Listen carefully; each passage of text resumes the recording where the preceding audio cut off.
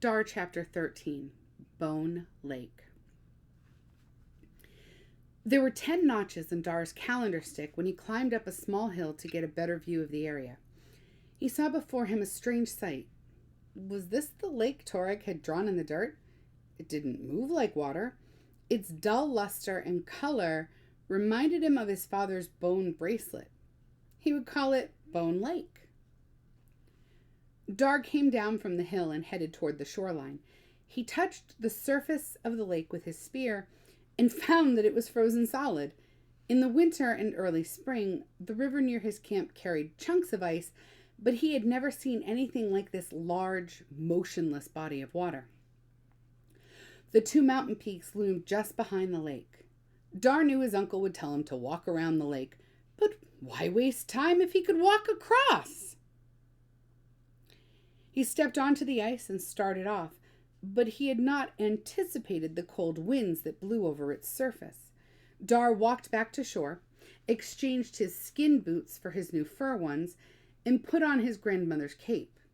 When he started off again, he walked as quickly as he could to prevent the ice from sticking to the soles of his boots.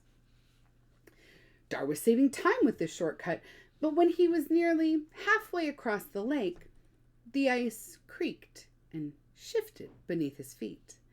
Dar dropped to his hands and knees. The sound continued. He saw cracks in the ice like streaks of lightning moving away from him. Abruptly, the thin ice broke through and Dar plunged into the freezing water. The water closed over his head and soon he felt the ice cold in his very bones. Desperately, Dar began to look for the hole he had fallen through.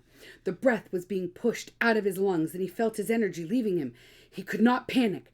He began to move his legs in slow circles to stop himself from sinking. Dar's lungs ached with the need to breathe. Should he try to get rid of his backpack and shoulder pouch?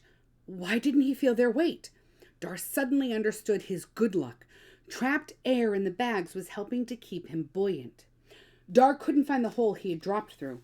He considered head-butting the ice above him to make another one, but decided against this. He didn't know how thick the ice was, and he was afraid of cracking his skull. Then he felt the shaft of his spear in his numbed hand.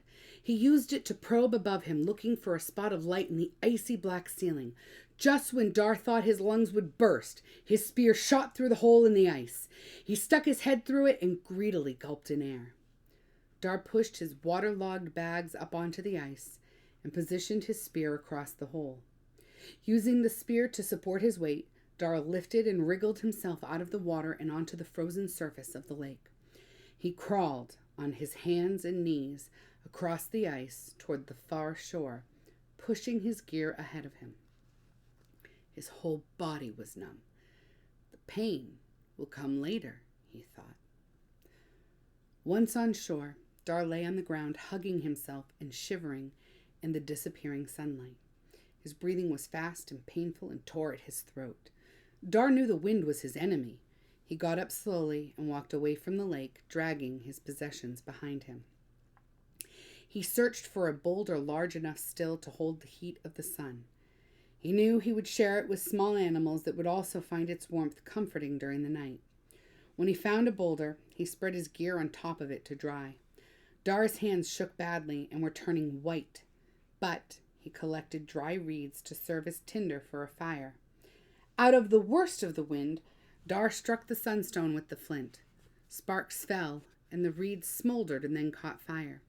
He added wood and held his hands so close to the fire he almost burned them. Dar huddled near the crackling warmth and once again thanked his grandfather for the sunstone and wondered if his own trade would prove to be as wise. After a time, he made a windbreak of dead branches, then gathered together a pile of dry leaves next to the boulder. He lay down on them and covered himself with more leaves.